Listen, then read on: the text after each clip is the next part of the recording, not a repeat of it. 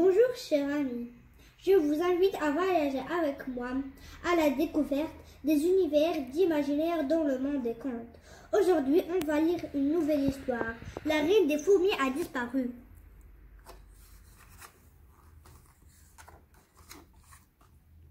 Ce cri résonne dans ma tête comme dans celle de milliers de fourmis et il me semble qu'il hante encore les galeries de la fourmilière.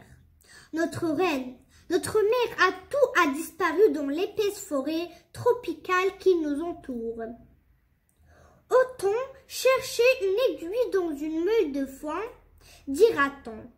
Et c'est moi, mandibule de savon, qui suis chargée de l'enquête. Je suis à la fois détective et représentant de la loi de la jungle au sein de la tribu des fourmis rouges. Ma mission, mettre la patte sur celui ou celle qui a enlevé notre très chère reine pendant la nuit. Pour me seconder dans mes recherches, on m'a confié un jeune assistant, Élytre de lait. Moi, je l'appelais Élie tout court. Pour le moment, le mystère est entier. Heureusement, un indice m'a déjà mis la puce à l'oreille. Il s'agit d'un poil perdu par l'agresseur, sans nul doute. Je l'ai découvert dans la chambre de la reine parmi les débris du plafond. Mais à qui peut appartenir ce fameux poil? Mon acolyte apprend immédiatement aux Indiens qui viennent parfois chasser alentour. Certes, ils se nourrissent de grosses larves blanches et autres insectes, mais ils ont des cheveux noirs et raides et n'ont jamais eu un poil au menton. Il y a encore beaucoup à apprendre, soit dit entre nous, c'est pour cette raison qu'il est mon assistant. Dans un premier temps, je décide d'aller voir Socrate, le gros singe, et sa bande qui loge au-dessus de notre camp. Ce vieux sage, un peu fou, a bien toutes sortes de poils sur le dos, les mains, les fesses et le nez, mais aucun d'entre eux ne ressemble à notre poil. Mon assistant l'interroge, mais Socrate n'a rien remarqué cette nuit-là. Il a dormi comme un loi, ce qui n'a rien d'étonnant pour un vieux singe de son espèce. Notre enquête s'annonce plus compliquée que prévu. Nous allons devoir élargir notre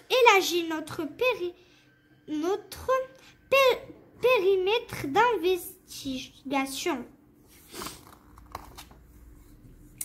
Élie et moi allons donc au bar des pucerons pour poser quelques questions. Toutes les fourmis rouges qui s'y trouvent sont persuadées que ce sont les fourmis noires qui ont fait le coup.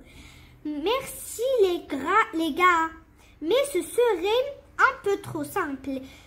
Ces fourmis-là ne voient pas plus loin que le bout de leur antenne, et puis on ne leur connaît pas d'autre poil que celui qu'elles ont dans la patte. Après un petit verre pour nous donner du courage, dont nous allons rendre visite un peu à reculons à notre ennemi juré. Édouard, la taille manoir, l'entrevue est courte car sa langue est longue.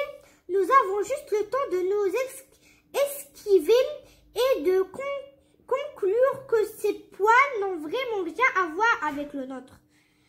Sur la route qui nous mène chez les rats, nous croisons la panthère noire qui, comme son nom l'indique, n'a aucun poil de couleur claire. Ça ne peut donc être elle. Elle passe son chemin sans même nous adresser le regard chavirant dont elle a le secret et ignore souverainement les questions des limes. Voilà certainement l'animal le plus fier de la forêt. Et il m'apprend que les plus grandes familles de puces se battent pour vivre sur son dos. Seules les puces de haute lignée ont le privilège de loger dans son soyeux pelage noir.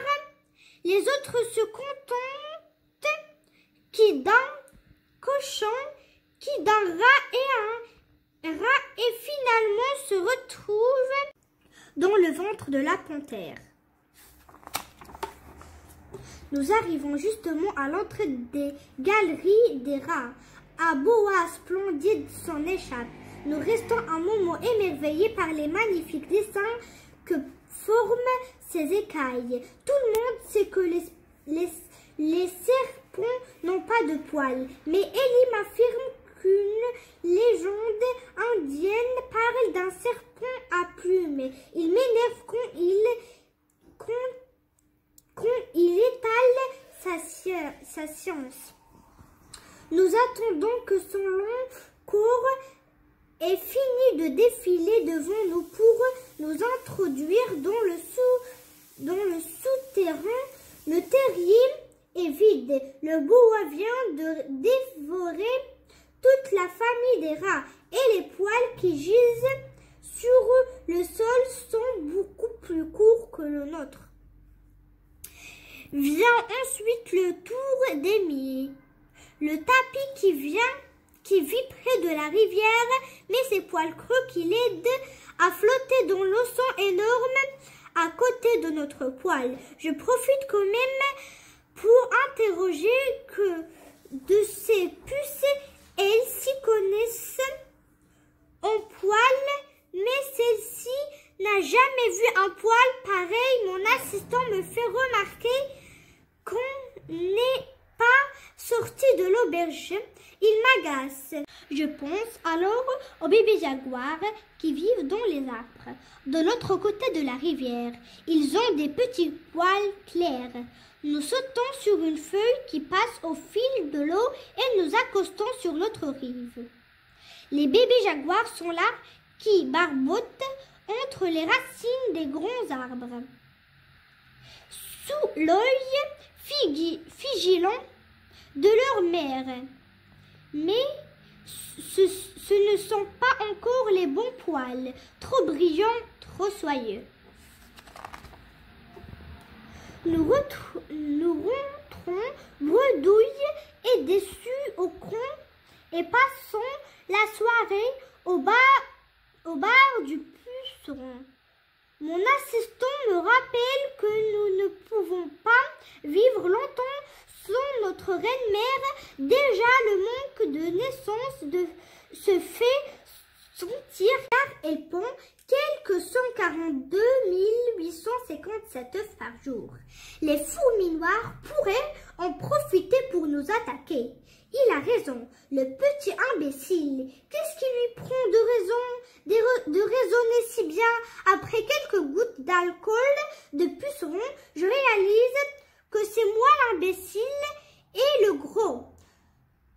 Nous sommes en train de passer en revue tous les mammifères alors que je connais des insectes qui ont eu aussi des poils appelons le gros papillon de nuit, en plein de poils et ses enfants, les chenilles, en sont couverts.